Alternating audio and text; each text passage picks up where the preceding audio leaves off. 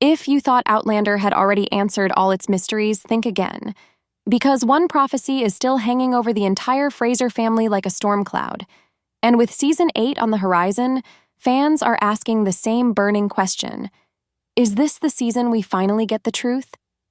Let's break it all down, because the clues have been hiding in the story for years. One storyline that hasn't been fully explored lately is Brianna's prophecy, the same one that pushed Geillis Duncan to some extreme choices. It claimed that a Scottish king would only rise after the death of a 200-year-old baby. Since Claire traveled through time while pregnant, Brianna was technically born from a mother who was 2 centuries old. It's strange, but exactly why the prophecy still matters, and why Season 8 might finally address it.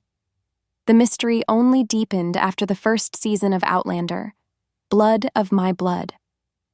The spin-off focused on Jamie and Claire's parents and delivered a surprising twist. In this version, Henry and Julia Beauchamp actually knew each other long before Claire was born.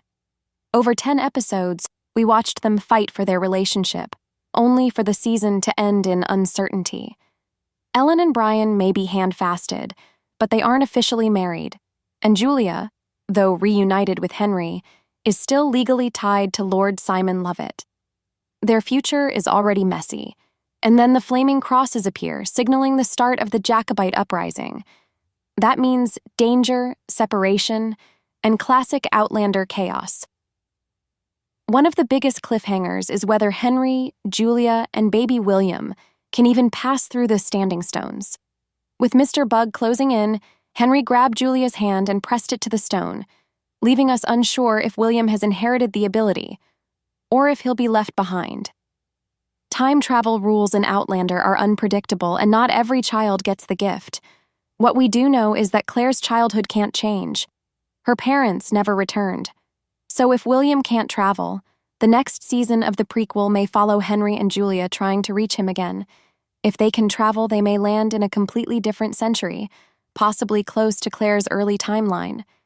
Meanwhile, Brian and Ellen face their own dangers. After finally gaining their freedom, they find Scotland on the brink of rebellion. History may tell us what's coming, but the characters themselves don't know their fate. Add in Malcolm Grant's suspicious death and the involvement of his ruthless uncle, Malcolm McKinnon Grant, and the threat of revenge grows even stronger. How does all of this circle back to Outlander Season 8?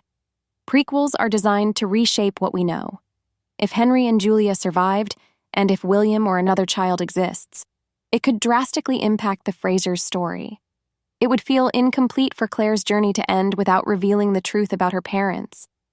There's even a musical link connecting the timelines.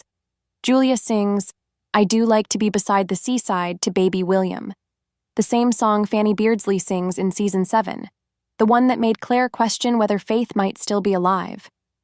That connection feels intentional. And then there's Master Raymond. If anyone is going to bring Brianna's prophecy back into the spotlight, it's him. His quiet influence has shaped events across the series, always guiding characters toward specific outcomes. His return could finally tie the prophecy, the time travel rules, and the Fraser destiny together. In the end, that prophecy isn't just an old riddle.